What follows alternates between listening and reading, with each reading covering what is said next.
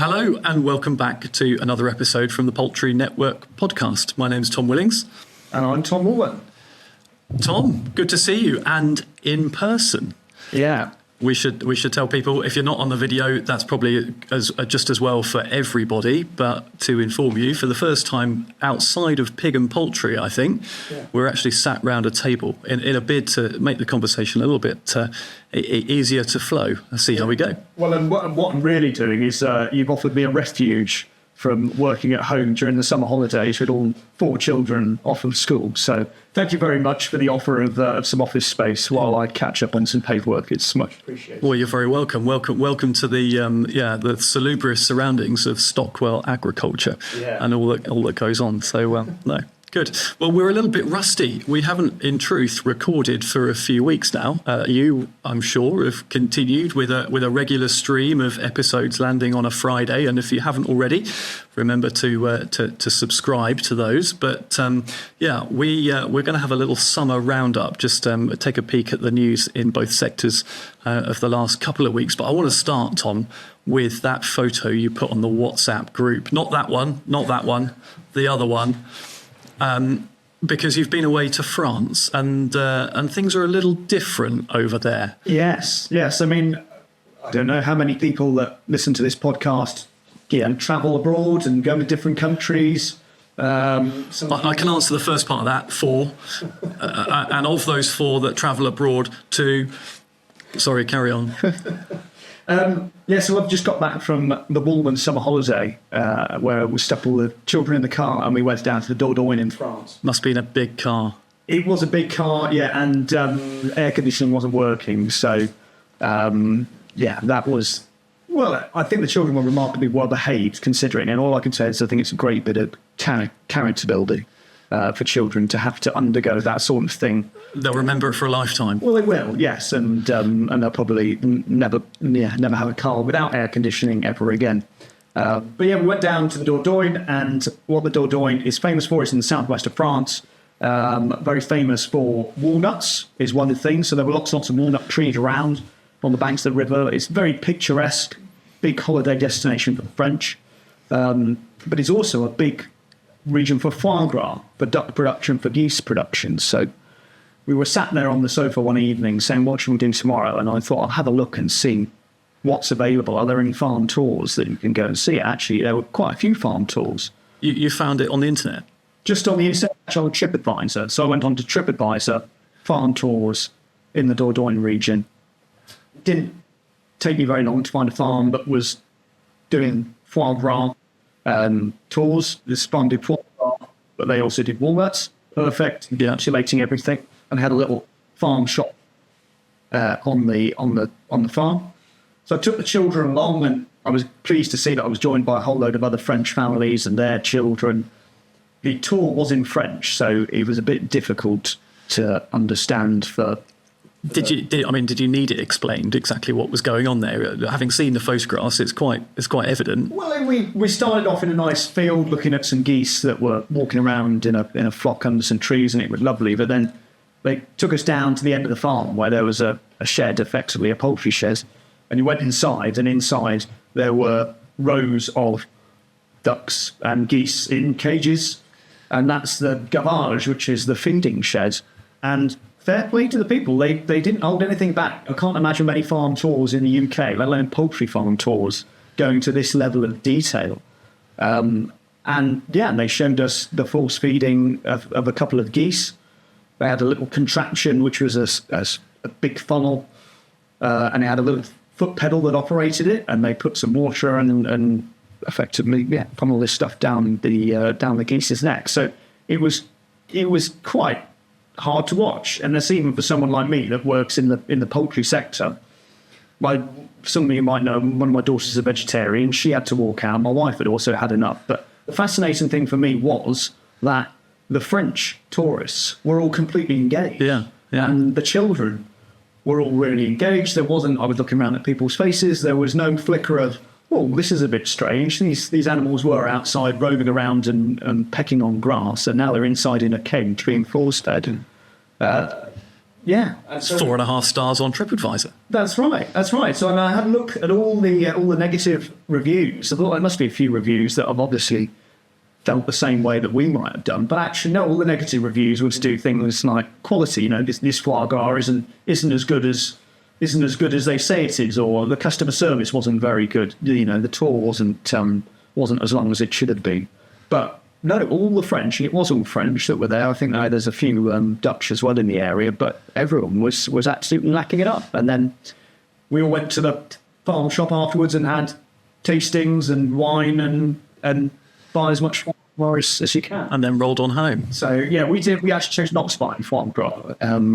Mrs. Woolman wasn't feeling it at that point, understandably. I would imagine that you felt the need that you had to leave suddenly if you weren't going to buy the produce, having witnessed it. I would have thought you'd be sort of escorted from the premises. Well, thankfully, they had lots and lots of walnut supply. Okay. Farm shop and walnut compote and all sorts of different things. So, I should say they had the place for slaughtering the animals actually on farm. So everything else about it, other than the force feeding, was a really great and the cages. Local food.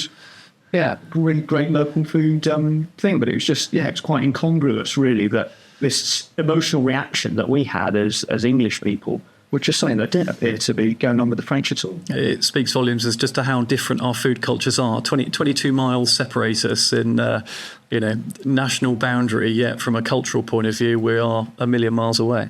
Bizarre. Yeah. There we are. So, well, I'd love to reciprocate. I haven't had a holiday yet. No, you haven't. No. Well, then we were chatting earlier on, and it doesn't sound like you're probably going to get one. So, look, not an elective holiday anyway. I might be put out of my misery at some point. We'll see.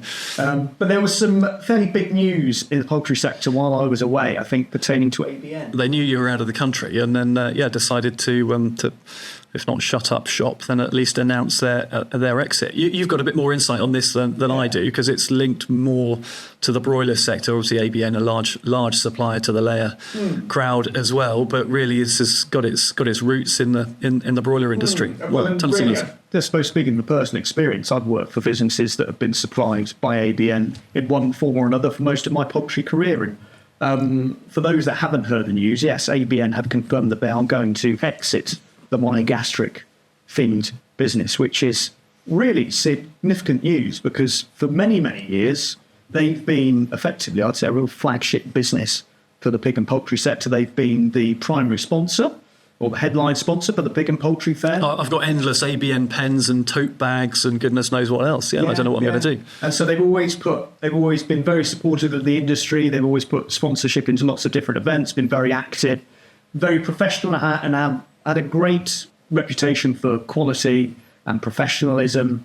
Yes, and a lot of the feed that I had from them was breeder feed. So one of the reasons you'd go with ABN feed is because of the quality and the heat treatment, and giving you that reassurance that what you were feeding to the birds was the best that it could be. But really, I suppose since last year, and we go back to July of last year, when we were talking about the big news that Hook Two Sisters was splitting up, and Two Sisters and the Hook business were going their own separate ways. That is really what has started off this process for ABN. Yeah. So you've had two ag go one way with all of the Vion infrastructure that was acquired under Ranjit's business, and they are self-sufficient, and then Hooks are doing their own thing with, I guess, a different outlook on where they want to buy feed. Yes, yeah. So historically, Hooks and Hook Two Sisters would have been predominantly ABN feed, whereas now, yes, certainly for the two agriculture business, they want to be self-sufficient in feed, and they acquired two feed mills from 4 farmers a few years ago. So really, ABN hasn't had a leg to stand on necessarily. So I think it's still a bit of a shock to people that the whole business. Is there a time frame on it? I haven't seen. I think they've said 12 months. Right. They're still looking at exploring options for divestment, and whether that's sales of sites or whether that's leasing sites potentially. So I'm sure this opens up opportunities for other people in the feed sector.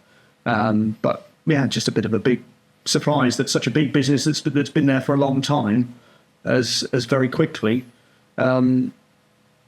it's going to be shutting up shop. Really. So, yes, just want to wish everyone in ABN or anyone that's connected with ABN all the best, because I'm sure there's a lot of uncertainty out there. And just want to say thank you to those that have worked at ABN over the years that I've dealt with. And I was at one of their dinners at the bigger Poultry Fair this year. So, they've given some great hospitality over the years, and I just want to wish everyone all the best. Yeah, well said. Yeah. So the other thing that caught my eye this week is an article from The Guardian that was doing the rounds. And I think articles by The Guardian are quite interesting in that they do have the capacity sometimes to surprise you. I think that... Do you mean infuriate? Well, sometimes they infuriate, although that's not surprising. I think people know that the editorial of The Guardian is not supportive of an awful lot that goes on in the poultry sector. And they can be very critical. But they do also sometimes produce articles which have got depth and an editorial angle that you don't necessarily expect.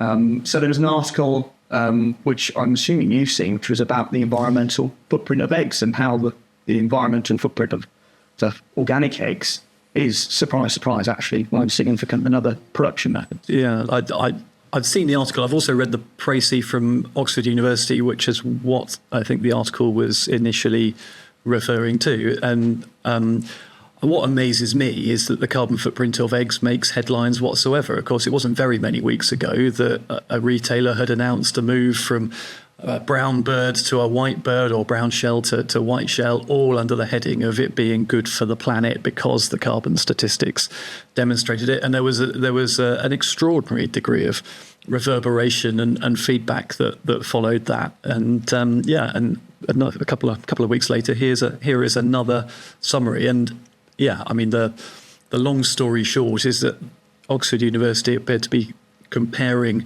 some quite old production data from organic and free-range systems against more intensive systems, and saying, reduced productivity and increased land gives yield to, worse environmental outcomes, which makes sense. When you intensify something, you reduce on a per unit basis the amount of inputs. I guess that's the definition of that. And to be fair to the Oxford University study, it talks all the way through of the need for balance. The bit that really struck me in that précis rather than the Guardian article was the difficulties of sort of following their recommendations, if I can call it that, or observations, that there's a need for balance, that there's this this offset between whether it's animal welfare concerns that should remain concerns, and in their, reading the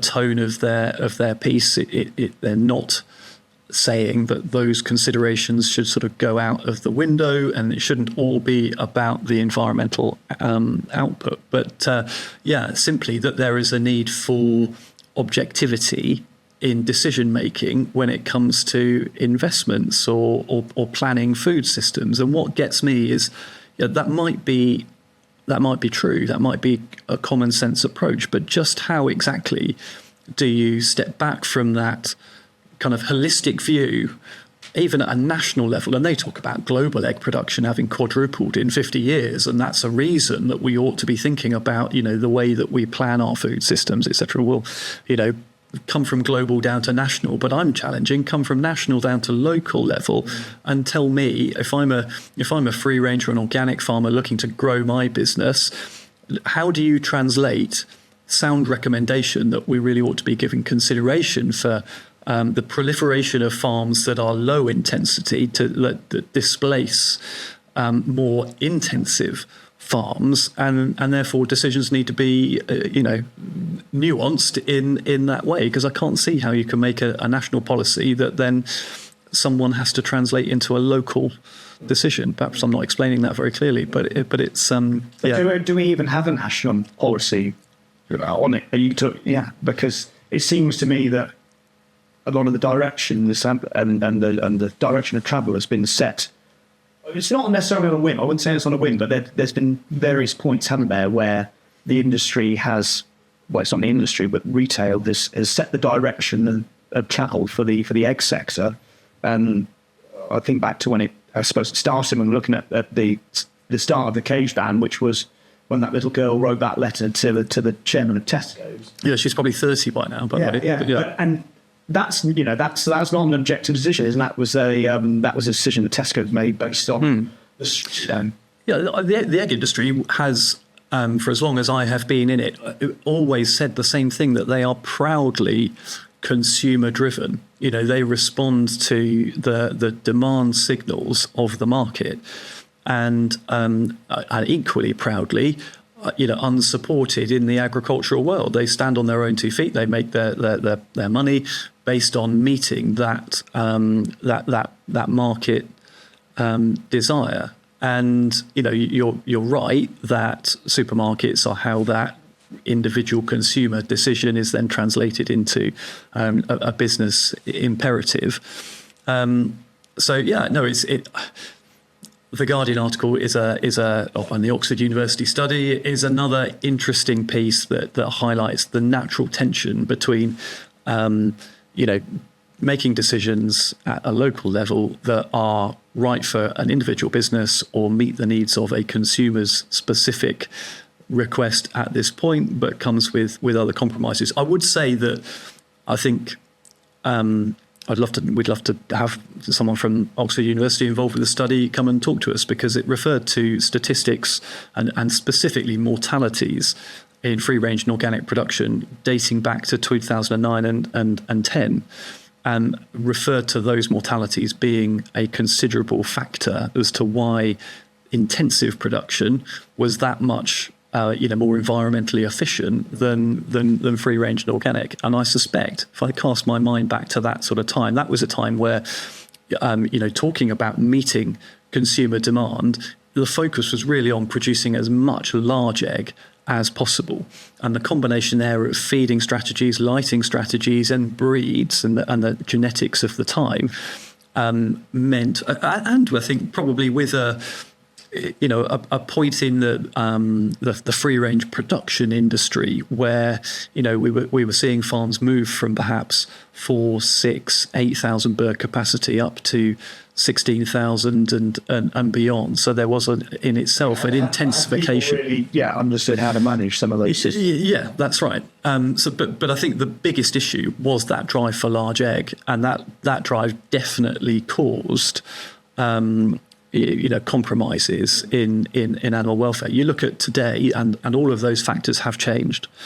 You wonder why 2009, 2010 is the data that they chose. Exactly, because there must be more recent data. Yeah, precisely that. I'm very surprised. So that were my thoughts of it.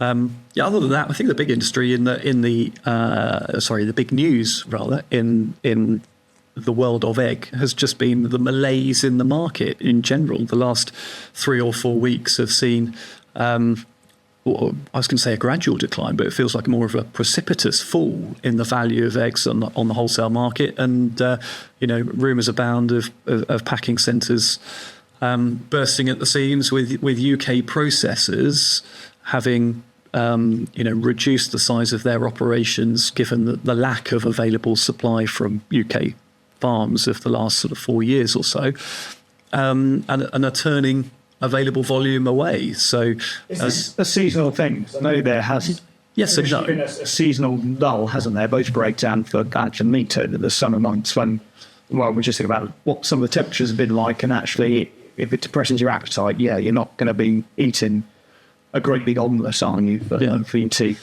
Yeah. Is it a seasonal thing? Yes, absolutely. It is a seasonal thing.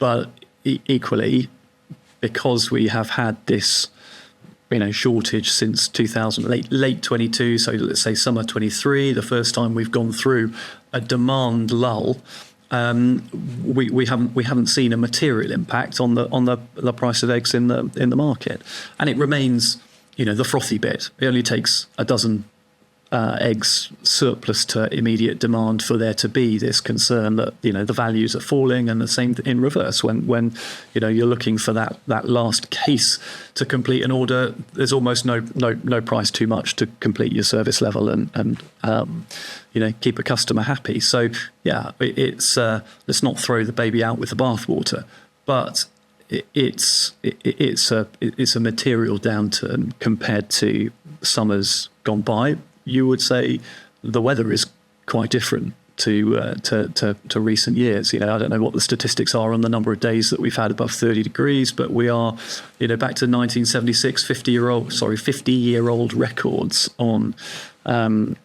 climate. The question, I guess, on both of those, both climate and demand or surplus, is okay.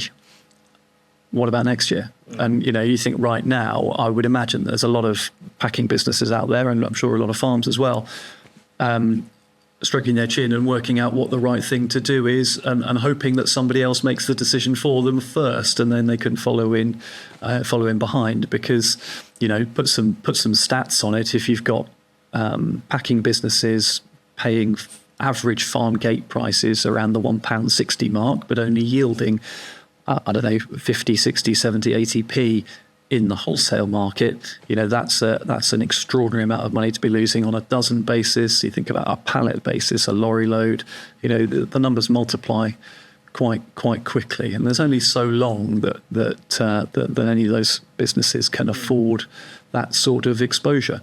And there's been all sorts of commitments, long-term, much longer-term commitments made through the chain, from retail into packer, for packer into the farm.